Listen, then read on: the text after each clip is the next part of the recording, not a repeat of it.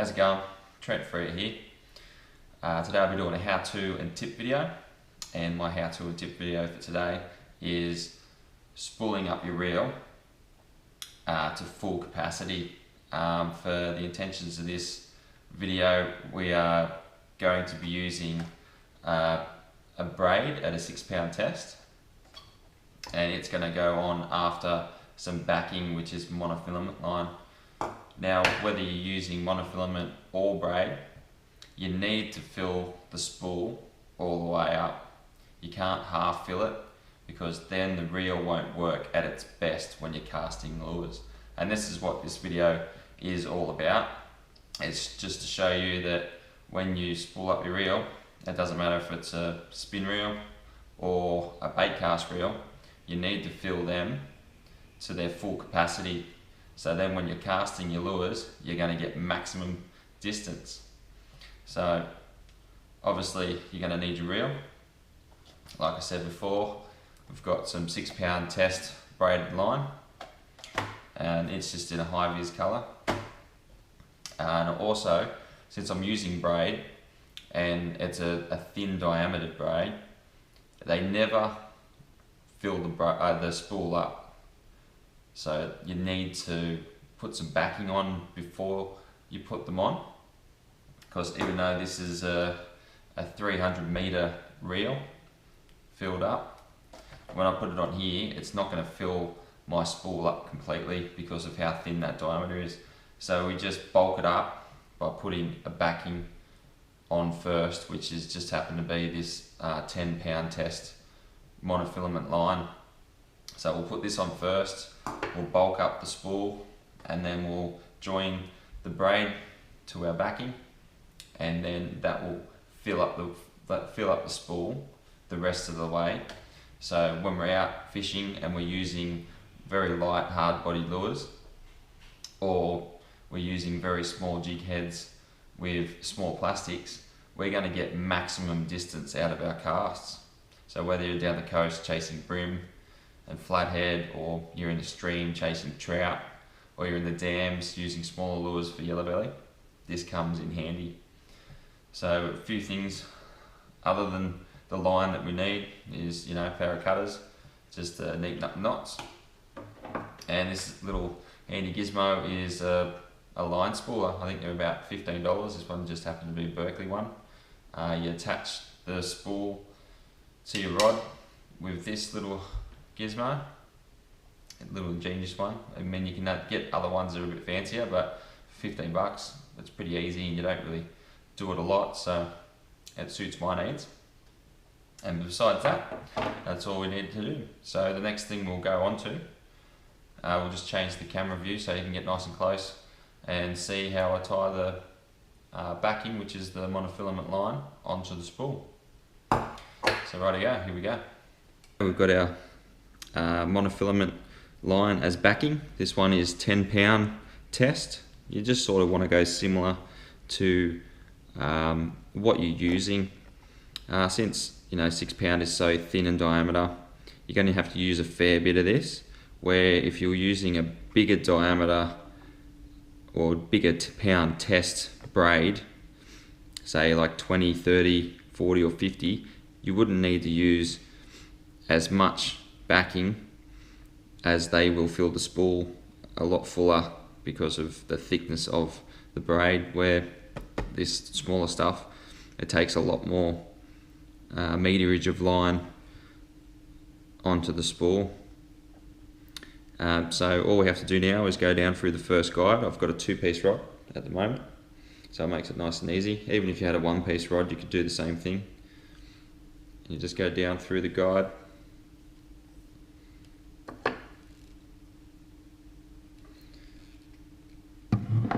Now once we're down through the guide, all we want to do now is go around the spool twice. This just saves slipping when you're trying to tighten the knot.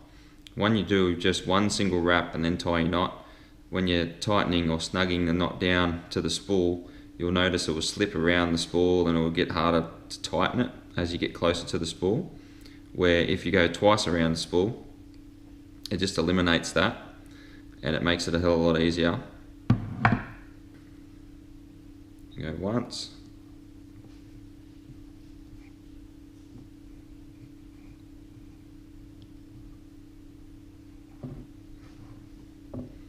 and twice. So the knot that I use to join this up with is a uni knot. So all I've done is with the tag end I've come back up the main line, the one that's connected to the spool. I gave myself a fair bit to play with. I'm not going to need to do as many wraps as I would as a leader knot or a knot going to a hook or a lure, because it's only going to be sitting on the spool. So what you need to do is, once you grab your tag, you make a loop. So now you've got both lines heading in the same direction, but the tag end has a loop going back up and crosses both lines. And now all you need to do is make extra loops going over both of these lines. So I'll just do about 3 would be heaps. So we'll go 1, 2, 3, and there we go, we've got 3 loops in there. And then we just tighten that up, just give it a bit of moisture, and then snug it off. And then while we're here, we might as well just trim the tag off a bit. There we go, nice and neat. And now as we pull, since that extra loop's in there, since there's the extra loop in there, it just makes it easier to tighten. So that's heaps easier. Like if you had that single loop, like I said before, you'd be twisting it left and right and it sort of just spins around and doesn't get much tighter. But with that extra loop, it snugs down really easily. So now all we need to do is just chuck a bail arm over and start winding on what we think is going to be enough, fill up our spike or bulk up our spool, so when we put our braid on, it'll end up being a full spool. Now you can either, this is 300 meters worth, this braid, so you could either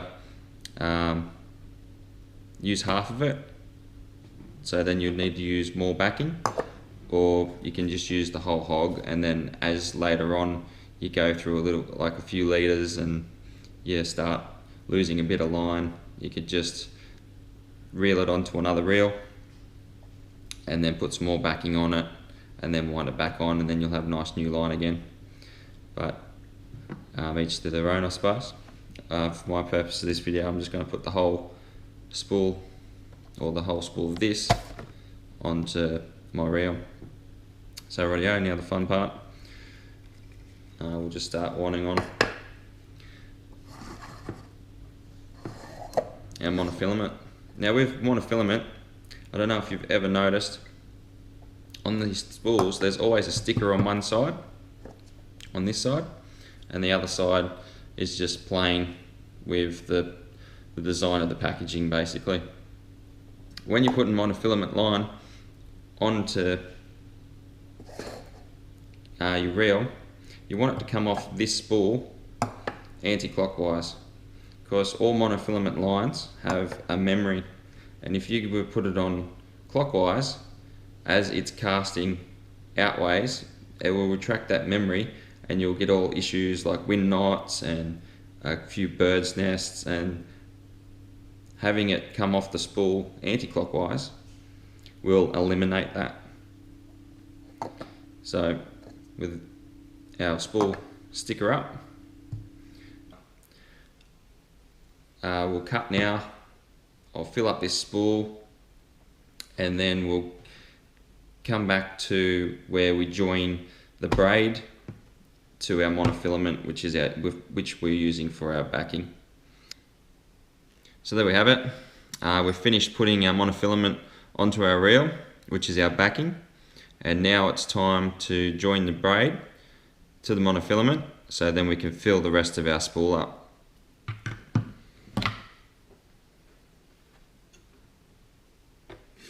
So when it comes to doing a knot, to joining these two lines up, I just do a double uni knot. I love doing uni knots. I use them basically for a lot of my fishing, especially using lighter lines. So what we need to do is make sure both tag ends are going opposite away from each other and running parallel alongside each other. I always like to start off with the monofilament line first, and once you've got your tag end going the opposite way but parallel, do a circle, pinch it with your fingers, and then where these two lines are still running parallel, use your tag to run through that circle there and make probably about 5 to 6 loops for this diameter of the line. I'll probably go 6 to be safe. So 1, 2, 3, 4, 5, 6. And once you've done your loops, just snug the noggin up just a little bit. So just slowly pull up. You don't need to tighten it right off, but just make it nice and snug. Now what I like to do now, since I'm right-handed, is just turn the whole knot around. Make sure you've got enough tag end on your braid. Just pull some through, and it's the exact same process copied from the other side. So you make a loop where both these lines run parallel. You're going to make extra loops inside that loop with your tag, and with the braid, since it's a little bit slipperier and a little bit finer in diameter, we'll do about 8. So here we go, 1, 2, 3, 4, 5, 6, 7, 8. And we do the same thing, just slowly pull that nice and snug. If you sort of grab the end that's getting pulled towards the knot, just it neatens it up a little bit, make sure everything sits nice and neat, and you can pull that one fairly tight. Now I'll just turn it back around so they're all going the right way, and you just give it a little bit of a wet down with some saliva. The tag end of the monofilament, just hold it in one of your teeth. I'll just open the camera up a little bit so you can see, and I'll just chuck it in my mouth and hold on to it a little bit just to put a bit of tension on it, and then just slowly go down. And then once you bump into the other knot, just give it a nice constant even pressure pull, and there we have it. It's very small, but that's what you want. It's a nice double uni. So if you ever do get down to your backing, you know that knot is going to hold. It's a very strong knot. So all we've got to do is just tag off, cut the tags off. There's one.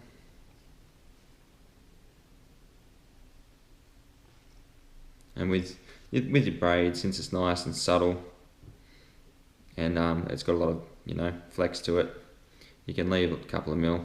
It doesn't really matter. It will just fray up and sit nice and tidy anyway. So now we've done that part, all we need to do is attach the spool to our little spooling tool, and once we've done that, we'll come back to it and show you the next process.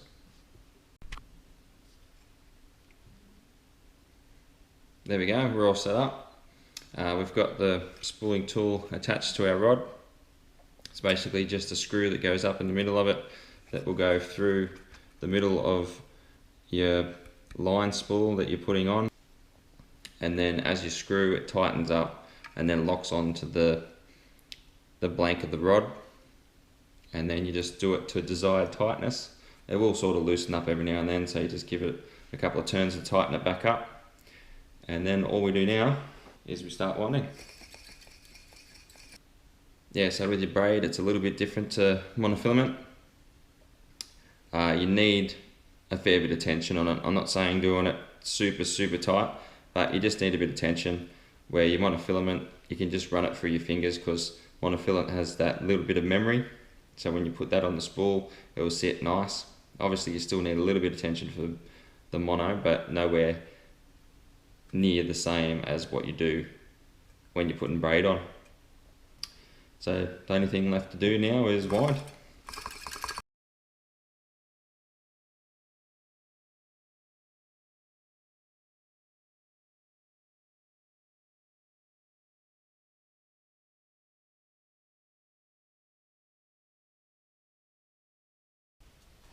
So there we have it. We've filled up our spool